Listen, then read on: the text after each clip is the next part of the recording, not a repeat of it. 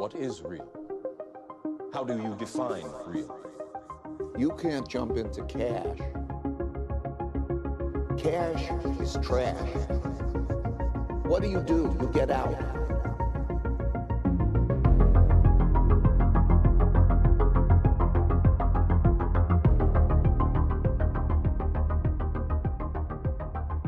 Dr. Adam Back is a renowned cryptographer and cypherpunk. Prior to his involvement in the Bitcoin space, Adam Back was known as an early pioneer of the digital currency movement. Adam developed Hashcash in 1997. Years later, this advancement provided the foundation for Bitcoin mining. Adam's work is referenced in Satoshi Nakamoto's original 9-page Bitcoin white paper. Adam Back was also an architect and cryptographer at Zero Knowledge Systems, working on its Freedom Network, a precursor to Tor. In 2014, Adam Back co-founded a company called Blockstream, and he has been the CEO of Blockstream since he was appointed in 2016. Adam Back, welcome to the Bitcoin Matrix podcast. How are you? It's good. Thanks for having me on. Yeah, this is quite an honor to be chatting with you.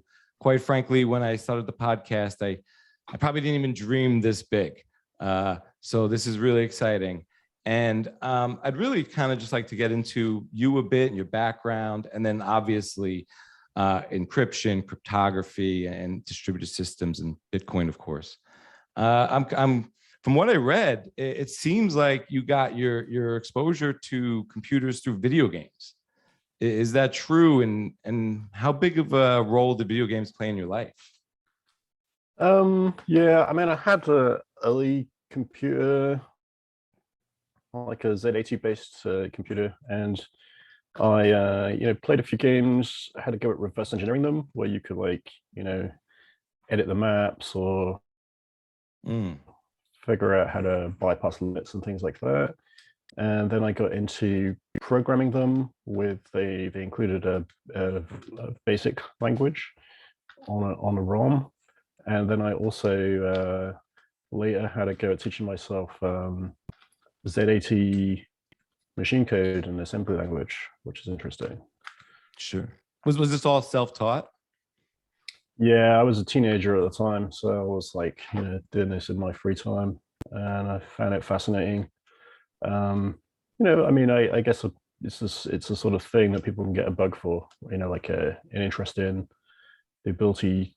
The computer's individual instructions are quite simple, but at the lowest level, but it's immensely fast. Even back then, the clock rate on these things is over a megahertz or something. I mean, we're talking gigahertz these days, but already a megahertz is a lot of cycles. Of course, at that point, the instructions took multiple cycles depending on the instruction. Nowadays, you get more instructions per cycle. Computers have moved along a lot since that time. This would be mid 80s, that kind of time frame. But you could do a lot with this thing, and I suppose people who programmed them would get pretty close to the metal, right? Because it's not that powerful by modern standards. So if you wanted to make it do something interesting, you would have to optimize it a lot and make sure there wasn't at a very low level basically to directly control it. So it's an interesting thing for people who like mathematics and physics and generally playing around with computers. Right. And before you go off to university, what is your community or social aspect for learning or expanding your knowledge about computers and systems? Do you have teachers in high school? Are there message boards or sort of chat rooms? I mean, this is still really sort of America Online and mainstream chat rooms. Are you connecting with people around these ideas before university? Just a few, when I was younger, just a few classmates who had, similar, had a computer at home and were interested in it. But at college, which is age 16 to 18 in the UK, they had a computer lab. So I taught myself Pascal on those, but there was no taught subject. So you couldn't do A-level computer science, for example, otherwise I would have done that.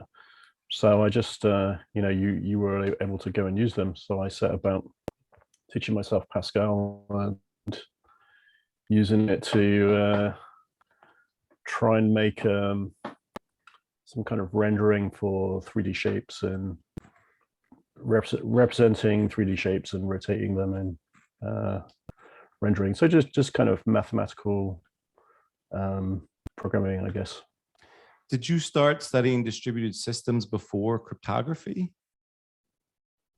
Or was that yeah, so yeah, well, I mean, it's right. So I started on distributed systems first. So I did I got to degree, I then was able to do computer science as a subject because that was supported at the time. I mean, of course, at this time, some years later, you can do computer science, even in school, right? Like below 16, but at that time it was, at least where I was, only offered at degree level, and even that wasn't offered in most universities. So I did the computer science degree at Exeter University, and it's like an undergrad degree. You're taught different programming languages and theory and data structures and complexity and stuff like that. And then when I finished that, I decided I would like to do a PhD. So I picked distributed systems for that. And so, spent a lot of time. I mean, it's less directed, right? So you're more, trying experimental things, trying out different languages. And the computer lab had some distributed sort of parallel computers with high-speed interconnects called transputers. They had a couple of generations of those. So, there are lots of different interesting things you could do with that, and work with your thesis advisor to pick out, something to do. So to, first of all, catch up with what other people were doing in a similar area and then see if you could improve something.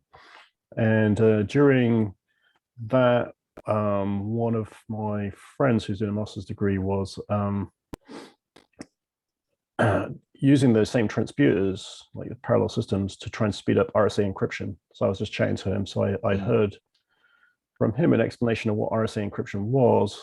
And of course, computers were slower then, so it was interesting to try and speed it up with lots of, network connected cores. And not so long after that, then PGP was released. And so that was in like the tech news. And so I found that, and I had a connection because I knew at that point what RSA was, and that's, one of the main pieces of technology in PGP. So I found, the societal reaction to PGP pretty interesting. The establishment didn't necessarily like it because it changed the balance of power towards individuals.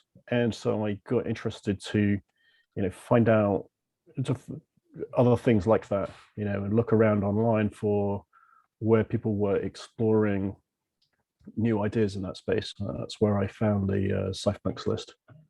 And so, then I actually spent quite a bit of my time learning about applied cryptography, self-taught, and sort of used up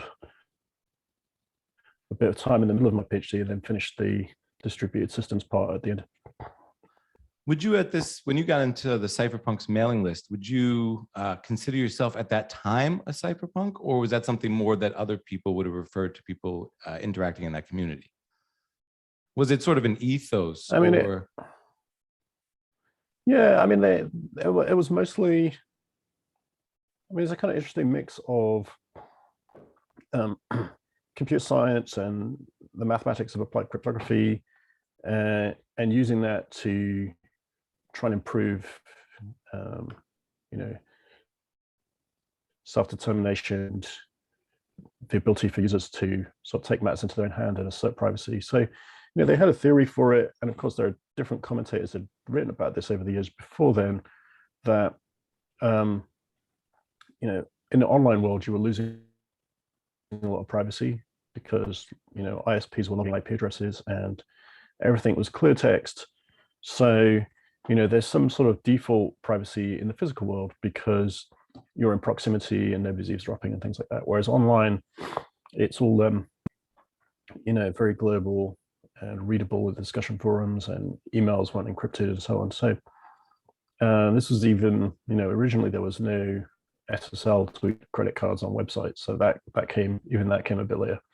So, and so people, the Cypherpunks thought process as well, if you want to do something about this, you just have to build the software, and if people use it, that will solve the problem. So there was very little concern given to seeking permission to do that, but just more about, building things that could improve privacy for the individual. And of course, big. I mean, the maybe the sort of killer app for this kind of privacy tech was, well, if you can use the internet privately, you can browse, you can send emails, you can communicate. You really needed a private way to pay. So electronic cash was the holy grail kind of internet privacy tech, but it's much more challenging to build than the other things which there are implementations of.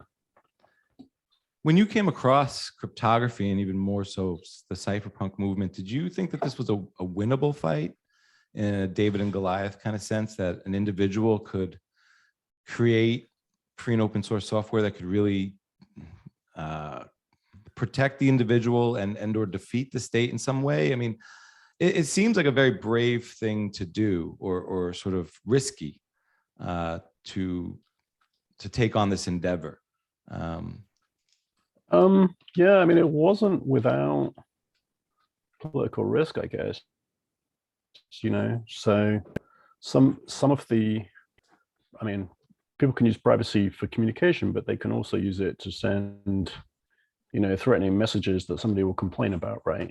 And so, of course, when that happens, sometimes the recipient will complain to the authorities, and the authorities will try to, whether that's the local police or something, will try to figure out, who the original sender was, and they'll arrive at, the operator of a piece of privacy tech, like a remailer or something, and so they'll try to pressure them to provide the information. Of course, they don't know it because there's no logging and it's all encrypted and it's multiple hop like Tor, these remailers. So they really didn't have the information, but nevertheless, some of them would get into, into legal problems with that. And I think the EFF actually helped defend people in that situation. So I ran one of myself for a while, but I was running it in a different country, in a sort of rented shell account from a small one-man ISP. And so I just figured I would run it until there are any problems arose, and then I'll shut it down and let somebody else do it, and that way I'd provide useful functionality, but avoid, making a test case of myself, right? I mean, the aim was to succeed, which is to provide privacy, not to, engage in, prolonged legal arguments, which, I wouldn't have had funding for, and is obviously problematic for the people that got stuck in that situation. So it seemed to work out in the end, because, eventually they did indeed contact the ISP, and he said, well, I'm a small ISP and that's one of the users. So he told me, and I shut it down, and that was the end of it. I mean, there was no, further contact. But it lasted, for some years, and there are many of them. Yeah. In terms of privacy, though, at what point, and cryptography, do you think early on in maybe university or right after university, you thought of this as maybe your life's work, or something that you would just always work on during your life, these issues and these problems? Well, I found it very interesting, and had a drive to do it. So at that time, I found it the most interesting thing to do. So you kind of get the bug for something, and you're gonna devote a lot of free time to it, and try to if you're inventive in mathematics and programming and system thinking, maybe you can find a new technology that can help. So that was my kind of skill set. So I try to build and design different systems. So I did one which was an attempt to implement a simplified version of Eternity, which was a kind of distributed file store or web, like a distributed web. Basically, you could put files in it, and the point was that they'd be hard to censor, like to take down because it's distributed. and that they should stay there for a long period of time. So, they shouldn't, if somebody forgot to pay a hosting fee, it shouldn't go away. And there shouldn't be a hosting company that somebody can call to take it down. And so there was an academic paper called The Eternity Server, I think, by Ross Anderson. And, it was a little elaborate, but I simplified it and used the Usenet discussion broadcast mechanism to broadcast basically encrypted pages of web content. And then there were thousands of Usenet hosts online. And if you use this piece of software and pointed at a Usenet feed, it could render these web pages. And, they could be encrypted, they could be signed, you could make updates to them, but unless you had the key, you couldn't modify them and you couldn't delete them. And it'd be pretty hard to censor, like to prevent publication, and pretty hard to take down once it was there. And if people had a password, in a group and they were sharing a web page, then somebody who didn't have that password wouldn't be able to see it. So it was using PGP, and there were other sort of high level protocols built on top of Usenet. There were people that were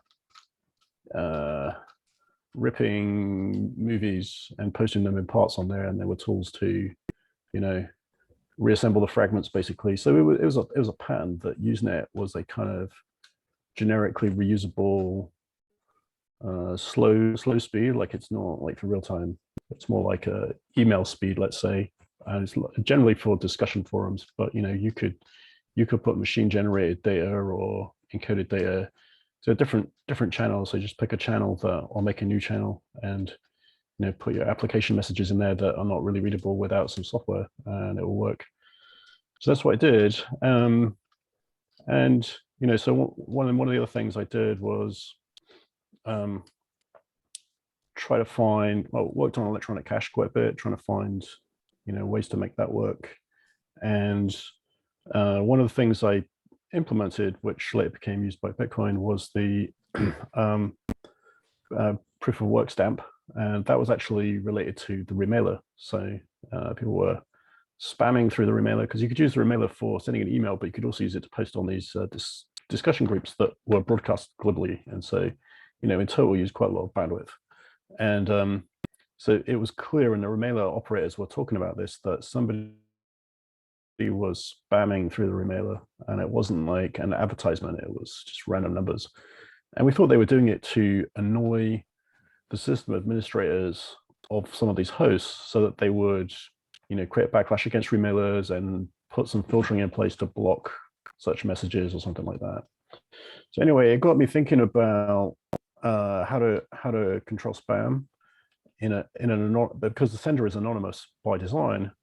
Most email spam things are based on, blocking the sender email address or the sender's IP address, and that would definitionally not be possible here. So I was forced to think about it in a different way, which is, and what I observe is that the real problem is that email is effectively free or extremely low cost, and so people can generally spam to an enormous extent just as a nuisance, or they can send millions of unsolicited bulk emails a day with a very low click-through rate and still make money.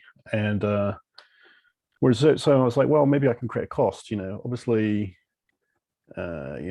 credit card is difficult to accept. There was no PayPal at the time, and not everybody has a credit card, and it's got a minimum fee. It's got all kinds of scalability problems, and there was no deployed large-scale ecash system like Bitcoin, even though people were building things that were somewhat centralized. Like there was a digicash ecash system, and I guess the digicash system came afterwards. Actually, did it? In any case, the digicash original paper was long before Hashcash. That was in 1985, and Hashcash was 97. But I figured that you could use a little bit of work to prove to the recipient that the sender had spent some effort, and that was using hash collisions. And so it's just the observation that the hash functions behave a bit like random number generators, and so it's sort of like throwing lots of coins and tossing coins and hoping that a certain number of them come up heads, and then you would succeed. And so the only way to really do that work is just keep trying, so brute force. So it's kind of measuring, that's what creates the cost. It's very easy to verify, just run the hash function once and you see how many leading zeros. But to do the work, if there were 20 leading zeros, it would take 1 million tries, which might take a few seconds on a computer of the day. Right. So and then I made a kind of difficulty for it, which is you would state in the stamp how much work it was intended to have, and then the recipient would be able to verify that it had that much.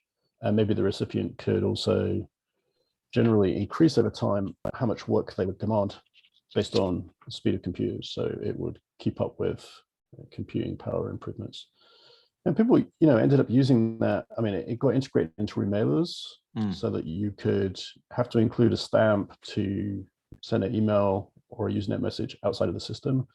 It got used later for a number of other systems, like for a more expensive stamp for creating a pseudonym, to prevent click fraud on websites where people will be incentivized to, create advertisement clicks and get paid advertisement revenue. But there's a general problem with people sort of making robots that do that to emulate humans. So somebody built a Hashcash related system to make it more expensive.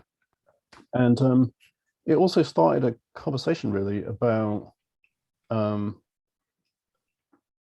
whether Hashcash was a bit like digital gold and whether an electronic cash system could be based on it. So, the context was, not so many years before, there had been the DigiCash electronic cash system, and it was centralized, highly private, but centralized. And the company that operated it went out of business eventually. And so, then it stopped functioning. You couldn't actually tell whether a coin you had was spent or not because the database was on the server.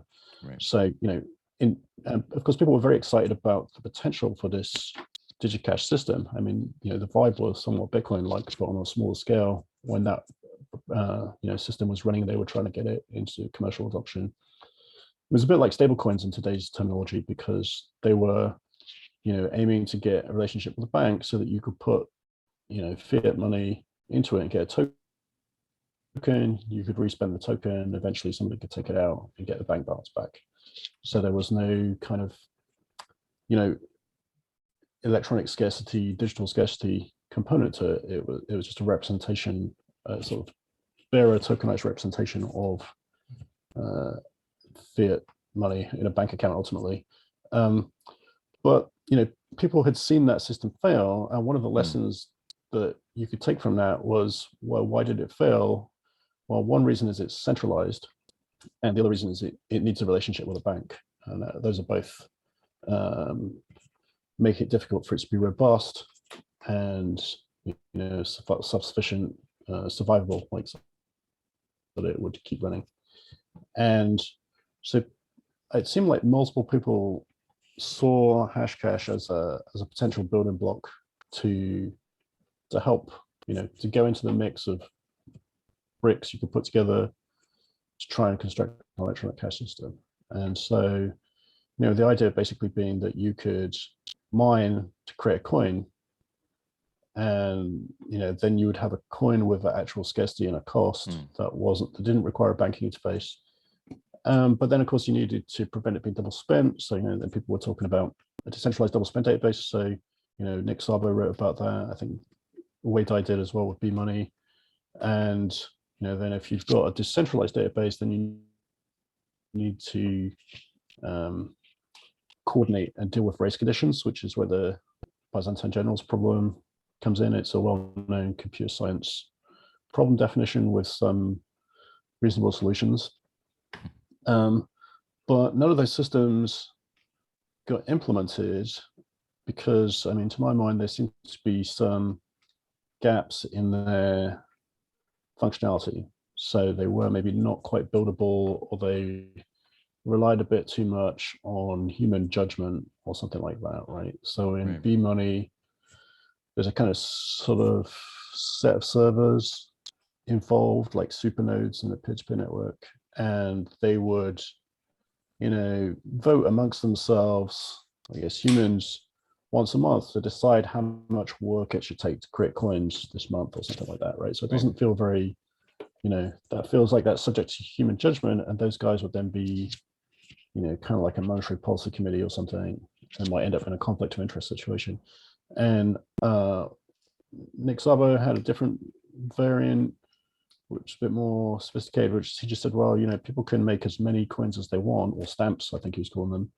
And then you have a specialized market called a collectibles market, where experts would assemble stamps of different scarcity into a book, which had a kind of standardized unit of scarcity. So it could have, lots of not very scarce ones and a few fairly scarce ones, and you could assemble a standardized scarcity level, and that would be a coin.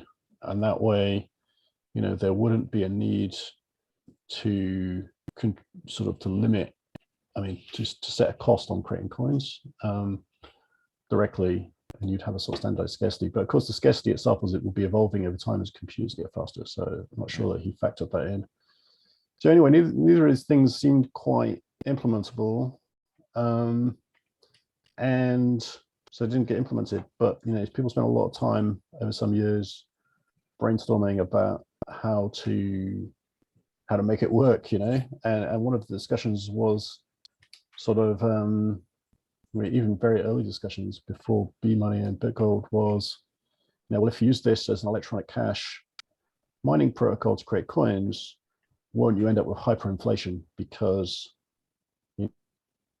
computers get faster and people can make money doing it, they'll just do more and more of it, and you'll have hyperinflation, and then they won't be able to hold onto a value.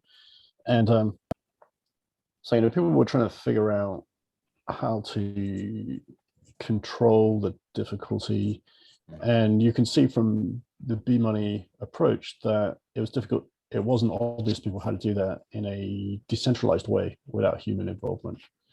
I suspect part of the problem was some of the people working at this, like myself particularly, were our problem statement was, well, it should be stable priced. It should be, it shouldn't require a banking relationship, but there should be a variable amount of work selected to make a coin that costs $1 to produce or something. And it seems very hard for a computer network to do that, because it doesn't know what $1 is, it doesn't know how fast the computers are, and it can't measure it and stuff like that. So so that didn't go anywhere. And so another thing that got built, they got designed and actually built in a prototype form, was RPAL by Hal Finney, which is reusable proof of work. And with that one, you send it a Hashcash token, and it sends you back a digicash electronic cash coin that's respendable. So it does use a centralized server. Now, one of the problems I didn't mention with the digicash server approach is there's no audit. So you are trusting the server not to issue more coins than it has fiat in a bank account, or than people have sent it work for, right? So it's in a privileged position. So Hal Finney found a solution to that, which is he used at that time, new piece of technology called trustworthy computing, where you'd have a sort of tamper-resistant CPU or PCI card, and it could give you a hardware signature to convince anybody remotely as to what software it was running. And then, because you would know what software it's running, you'd know that it would locally prevent double spending, basically. And so it's a bit of a novel concept, but computers, have these things in the cores these days. They're not perfect, but they're a security model, and that was a hope at the time that could become, a widely used and dependable building block for security programming. So he built it as a prototype, and left it running for a while. So I think that was, I guess there were some less well-known ideas, but that was the, the main 3 plus Hashcash before that, and DigiCash before that. And then there was so our power was in 2004, and then it wasn't until 2008 that Satoshi started posting drafts, emailing people and posting drafts of the Bitcoin white paper and subsequently the Bitcoin source code in January 2009, where he'd evidently solved that last problem by actually not concerning himself with by changing the problem definition almost, it seemed like, and just fixing the rate of supply of coins and let the market decides how it values them. And that turns out to be something that a computer network can verify and enforce across thousands of nodes. So then Bitcoin started its long bootstrap process, right? So yeah. I guess I wasn't involved in Bitcoin actively till 2013, though I'd heard about it via Satoshi and some early mailing list discussions in 2008, 2009. So but once Bitcoin was released, it seemed like it took a few years until there were exchanges where you could exchange it for dollars. And before that, it seemed, at least from talking to people who were involved, like Dustin Trammell and others, that it was a bit more hobbyist, right? People would just send money for fun or in exchange for, a t-shirt or pizza at an arbitrary exchange rate. And just kind of more of a hobbyist activity. Prior to Bitcoin, I mean, that was an amazing way to describe a lot of the incremental addition of ideas through time there, especially in the 90s and early 2000s. Were you following along on a lot of these developments in real time? I don't mean like within hours, but were you excited when Al Finney released RPOW, when Nick Szabo wrote a paper?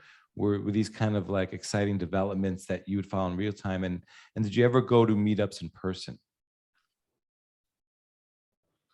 Well, I was certainly tracking, and actively interested to read any new applied crypto papers or academic papers that might have applied use to try and solve the problem. And I think there are, a number of people with that mindset that it was really interesting and important to solve, to find a way to build a deployable electronic cash system. And so, yeah, I was certainly interested in what Wei Dai and Nick Szabo had proposed. And actually, I think when she sent me the draft white paper in 2008, I had sort of read parts of it and then sent him the paper, Wei Dai's B-Money paper, because it seemed related. Before I'd really digested it, it seemed like, oh, this is actually pretty similar, but actually fills in the pieces that didn't work back then. And so I sent that to him, and he actually contacted Wei Dai because Wei Dai published the emails, and I ended up citing B-Money in the paper as well. So yeah, I was for many years like working on and off on electronic cash protocols and trying to figure out ways to make it work.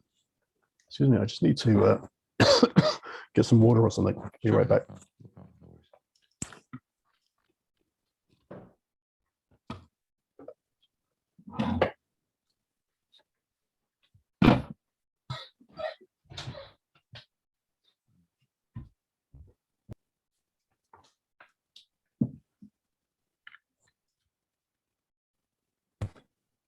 All right.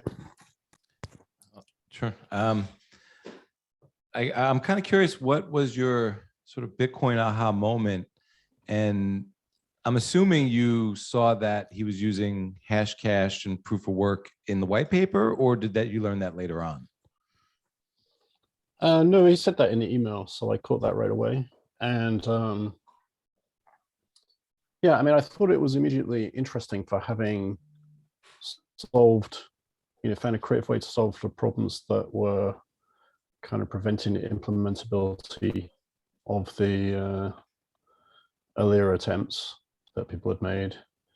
And a little bit curious that he didn't seem to be aware of, B-money and things like that. So quite possible that he'd, redeveloped or reinvented some of the concepts there. And there had been a attempt to bootstrap you in DigiCash's ecash server. So they set up a demo server and they said that they would, they'd run it for a long period of time and there will be a limited number of coins, like 1 million. And as I recall, you could get some coins by emailing them and they send you a few and then you could, you could transact with them, you could send them to each other. And so some of the people on the Cypherpunks list thought it'd be an interesting practical experiment to see if, a few hundred of them could bootstrap a value by basically, selling t-shirts and electric books and, just kind of doing kind of early experimental things and maybe get a value to stick by doing that on something that had no production costs, but at least had, centralized assurance of scarcity. So, I mean, you could see that in a similar concept to, I don't know, like playing cards, which are not many manufactured, or rare stamps where, there's only a certain number of them or something. So they can end up being a scarce collectible. So I think, there's that kind of concept there. So, and so there was some precedent there. And so, seeing Bitcoin software released, people starting to try it out, the obvious question is, would it, and so there was something that went wrong with that bootstrap experiment, which is DigiCash went bankrupt, like not long into the experiment. So it was kind of cut short, but it might have worked, so there was a kind of hope that maybe that would have worked. And people were interested in it. Of course, it might have, they might have, grown disinterested after a while, but, alternatively, it might have taken off, right? So, so those kind of open questions swirling about, what's going to happen with Bitcoin. Is it going to bootstrap? The scarcity is much better defined, because the scarcity in DigiCash, you have to trust them because it's unauditable, whereas Bitcoin is auditable, and there's a cost. So you don't have to, ask somebody to give you some of these scarce coins and then trade them, swap them for things. So I thought, well, that's an interesting experiment. Let's see if it bootstraps. And, it seemed like it took a few years before, much indication of that happened, so it really stayed in that kind of, sending things for arbitrary exchange rates period for some years. And, I was doing other stuff, working in startups and things. And so, but just keeping an eye on the news, and occasionally you'd see something about Bitcoin pop up and say, I saw something, I think on Slashdot, that Bitcoin had reached $1. And I don't know what year, that was probably like 2012 or something. And then, a while later, I saw $100. And of course, Bitcoin has more coins, it's like 21 million, whereas the DigiCash demo was 1 million, so less coins. So when it got to $100, I was thinking, well, I guess something's happening there, right? That sounds like it's volatile, but it's holding a value. There's got to be a reasonable number of users for that to be the case. And I guess by then there were like 1 or 2 exchanges as well. So I thought, well, maybe it's bootstrapped. And so I decided, spent more time trying to catch up with the details of how it worked. Right. Part of that, I know you spent quite a bit of time trying to tear it apart and improve it. I'm kind of curious when, or what was your reaction to the way the code was written? How good of a coder do you think Satoshi was? I preface that with, coding is only one aspect, I think, of the project, but kind of a really important one. Yeah, I mean, so there wasn't that much documentation at the time. And so in trying to work out or understand and catch up with how it worked, I read what I could find online. And one of the things I found was a walkthrough of the code. So somebody had gone through the code and explained, all the modules and processes and structures and main operations and functions. I mean, the code didn't seem too bad to me. It seemed like, fairly systematic and relatively low bug rate, evidently, from the reliability of the network. I mean, maybe coding has an aesthetic to it, right? Different people use different comment styles and get very religious about their comment style is best or something like that, or indentation. I heard yours could be very brief and elegant. Well, yeah, I tend to use like short variable names and not use the they call that like Polish notation or something, where you put the type of the variable at the beginning of it as a letter encoding. So I think Satoshi did more of that, which I don't really like.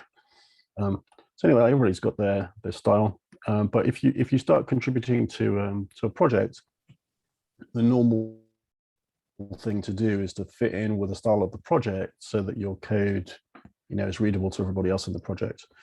But as far as I think most people could see, the Bitcoin initial source code was all written by one person, most likely, just because it's all the same style. So yeah, I mean, then I guess the other thing I did was, I ran out of things to read and I had lots of questions left. So I figured, well, I better, the way to find out more will be to find out, clearly there are some people developing and maintaining it, to find out where they are, hanging out online and talking amongst themselves about design questions and things. So I went looking around and found Bitcoin Wizards IRC channel. And so, I asked them many questions that, would seem like stupid questions originally at the start, and I learn more of the system and ask more intelligent questions, and then gradually catch up, and then start trying to suggest, identify problems, ask if it had solution, if there was a solution, or suggest solutions. And one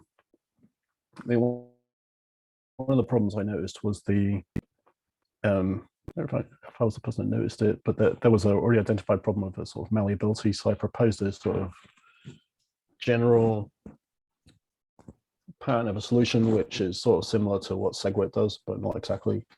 So, there were lots of known limitations, and many of those have been improved or fixed over time. And one of the things I proposed at that time was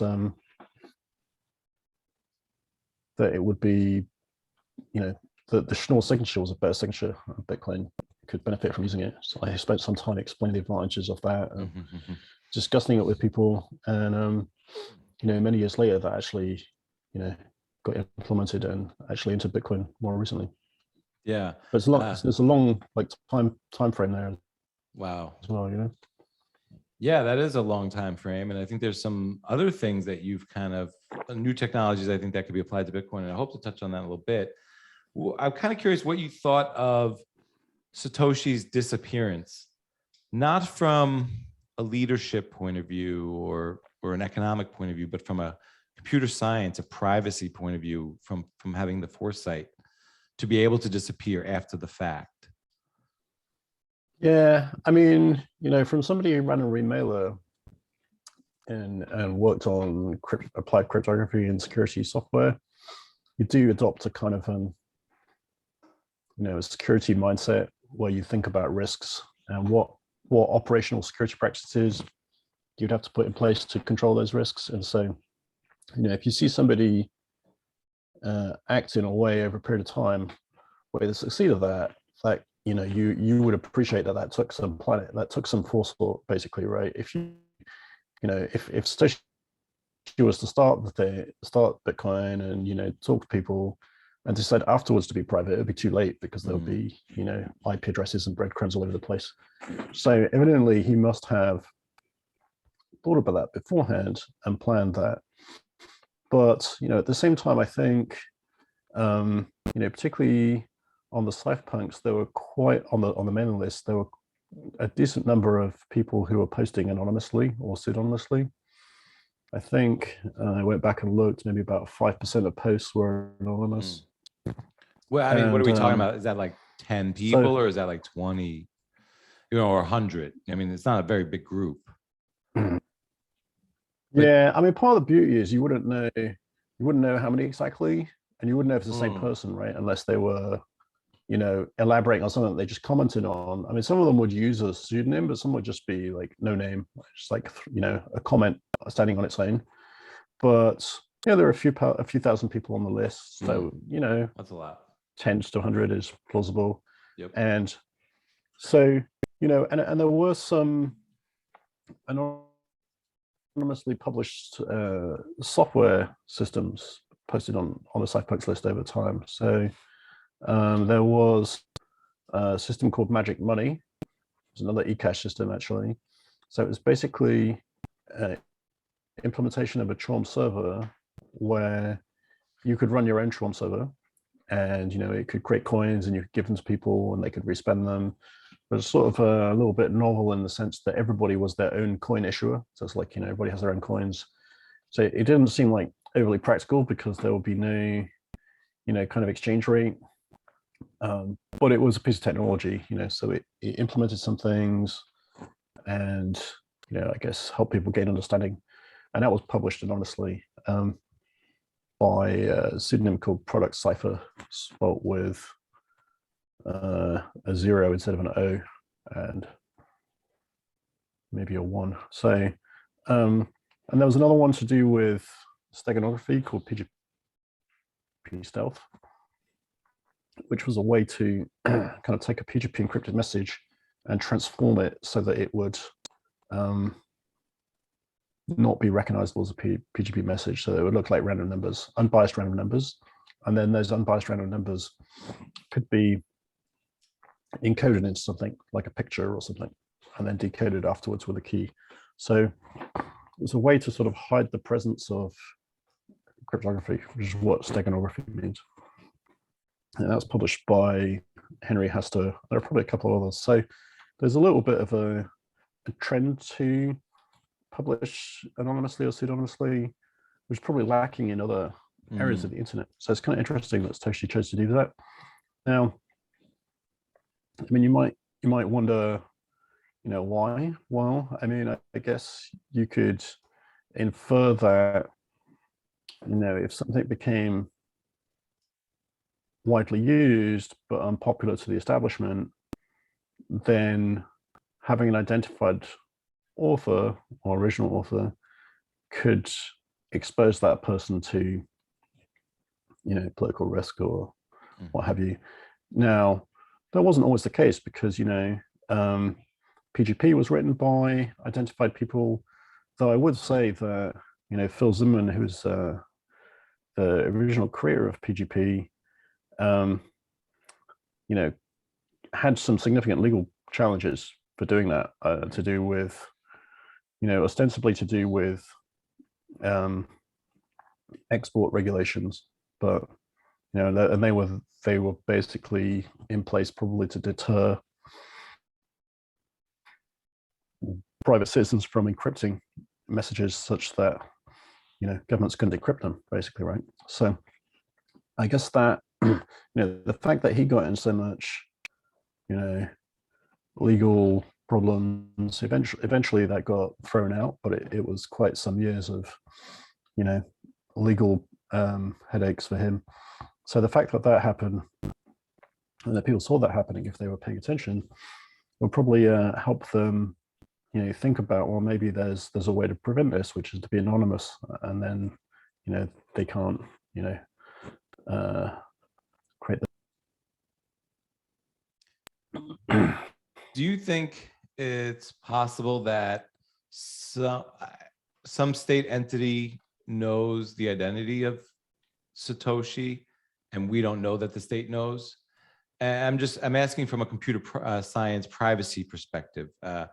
Is it possible that Satoshi left breadcrumbs that could reveal his or her identity?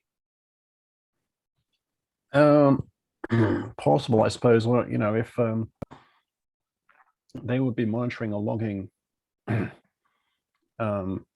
more internet transit data, which perhaps individual researchers wouldn't have access to. But he probably used some privacy tech like Tor and PGP and stuff like that. You'd guess. I mean, he seemed to be knowledgeable and careful from people not being able to find any breadcrumbs, and so those were the known tools to use, and remain to be the case today. And at least Edward Snowden, the whistleblower, has, I think, said that, in his opinion, which might be somewhat informed by having worked at a US agency, right, that that Tor is secure and stuff like that. So he was asserting that, the agencies don't have the decryption or traffic monitoring correlation capability to decrypt some of that stuff. But I mean, of course, the longer somebody were to keep using a pseudonym, the more chance they would get identified, because if the person is identified once, it's game over, right? So once they've done their job, it's time for them really to reduce their risk and stop. Do you think pick a new name? Yeah. Has Bitcoin along this, from more like 2013 to now, has it opened up new doors for you? Meaning, because you were looking at a lot of these problems and this narrow design surface for a long time.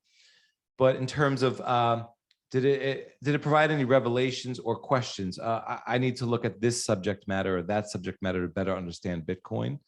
Were there any sort of rabbit holes opened up for you?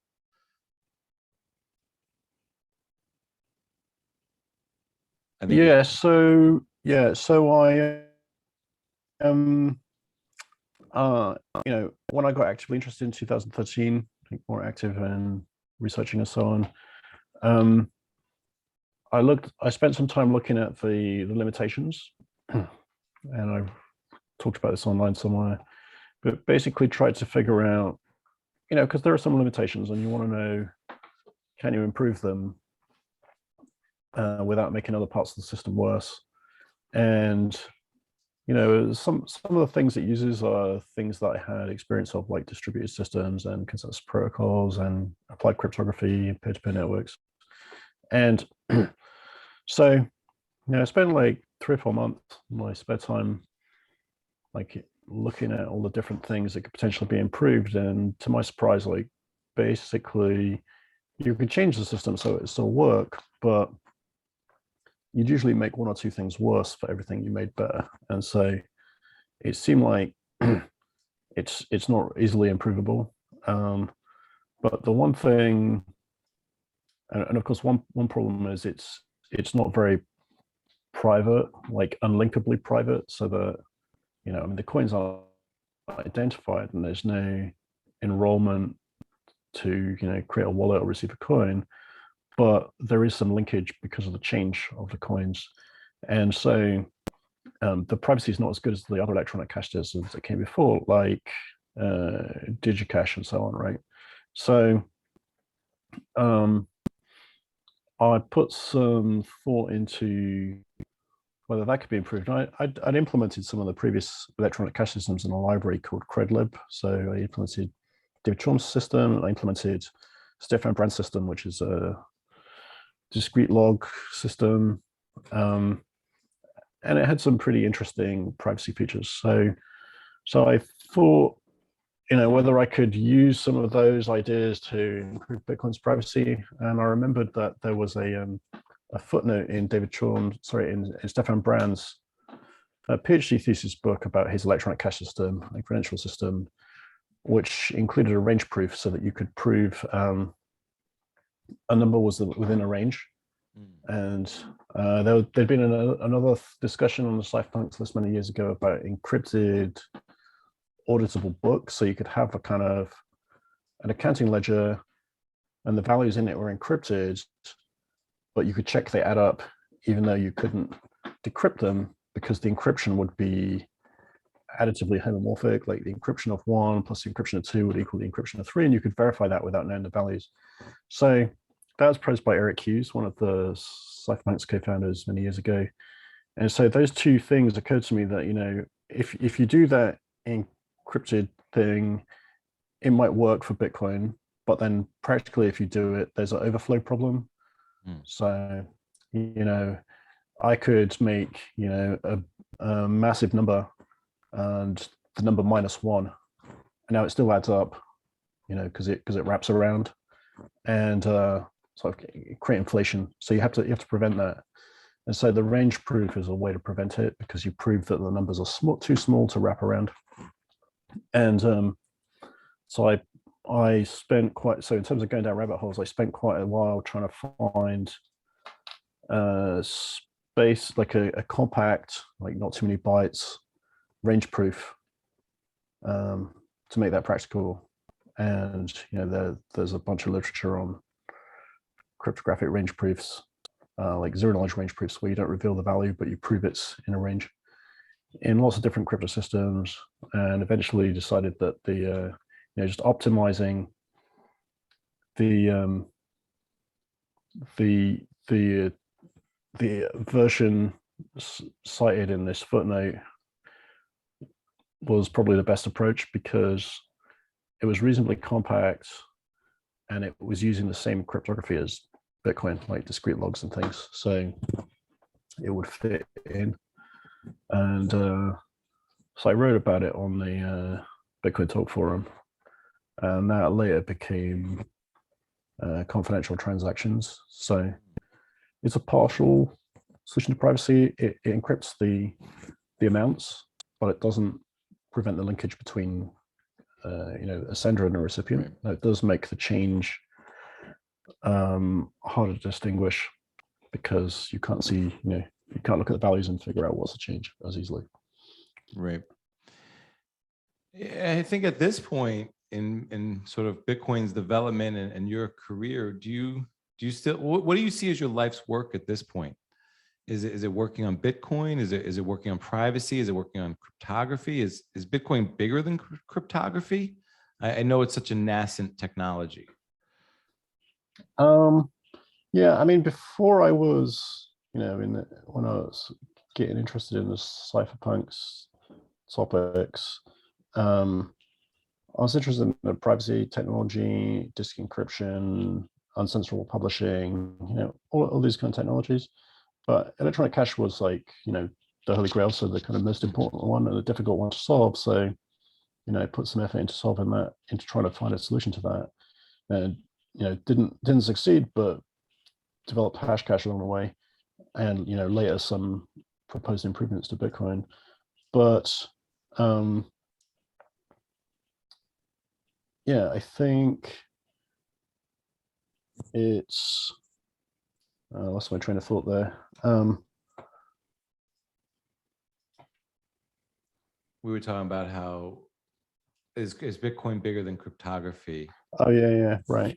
Yes. So I think, you know, that Bitcoin has become bigger than the field of applied cryptography because, you know, the programmers and system designers and crypto analysts working on applied cryptography is not that many people, you know, because most programmers can use libraries and, you know, take some advice from somebody or use an established protocol. So there aren't that many people doing that. Whereas, and so there's a niche for it, there's a demand for it. It won't go away because it's hard to secure computer systems. But Bitcoin is just far more exciting and bigger.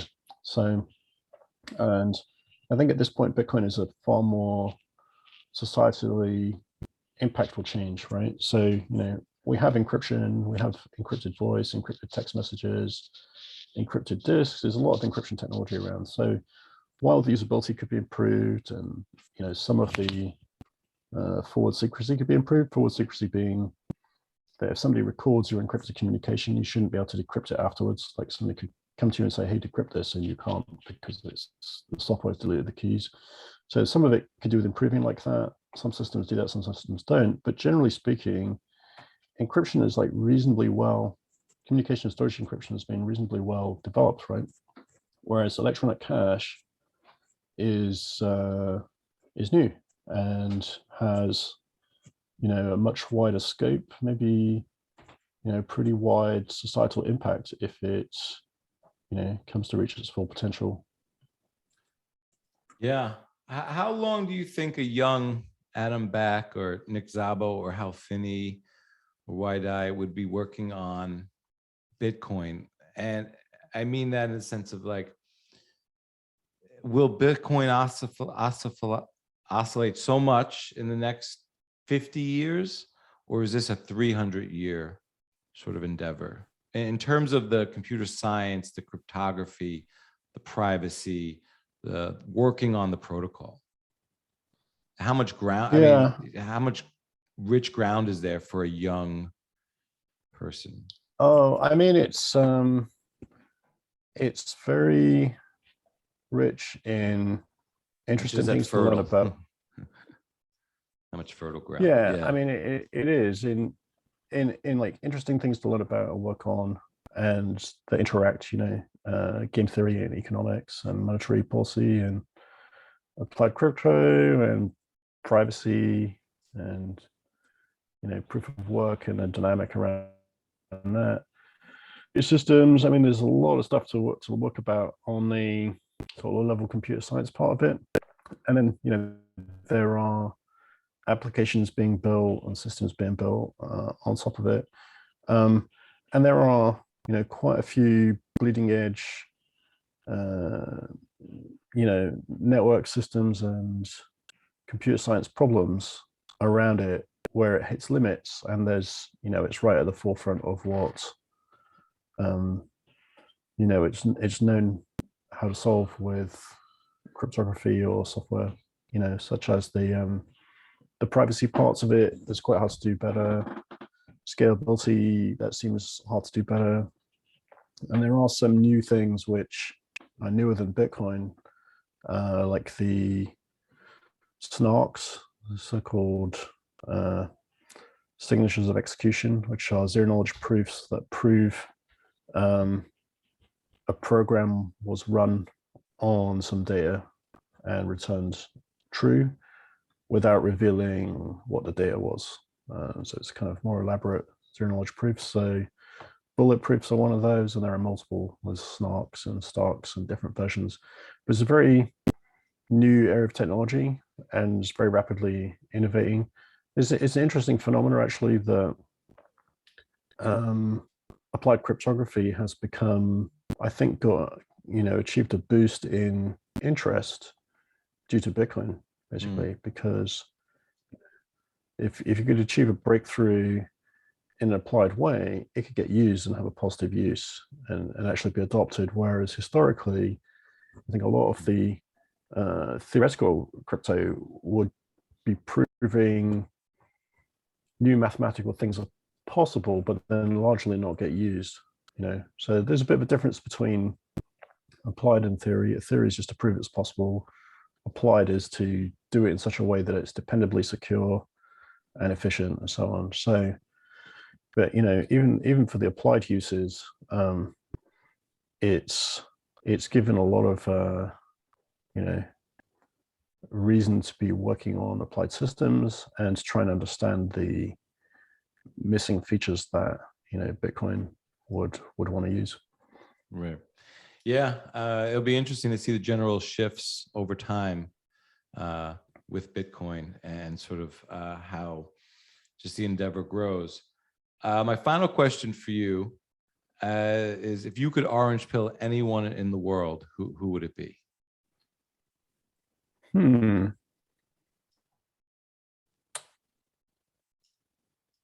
it's an interesting question. I'm not sure. I mean, I think, you know, young people going through university or starting programming, are interesting people to Orange Pill because they start out as natives. So I think people who have never known there not to be an internet just develop a different sort of native understanding, and may push forward the next innovations. I think that's a very cypherpunk and decentralized answer, and I appreciate it a lot. I don't think it really comes down to one person, and create, kind of maybe getting the next generation on board, and maybe the next inventor or discoverer is more important than someone we might already look up to or already know, or might have a lot of sway or persuasion. I can't tell you how much I've enjoyed this conversation, Adam. This has been incredible. This has been really dope. I'll leave it to you. I mean, there's so much more we could talk about. We didn't cover, so I'll leave it to you to let everyone know where they could find you and things that Blockstream are working on, and any parting words that you might have. Yeah, so I'm on Twitter at Adam3US, and Blockstream is blockstream.com. Yeah, so that's it. Yeah, thank you so much. Really appreciate it. Thank you.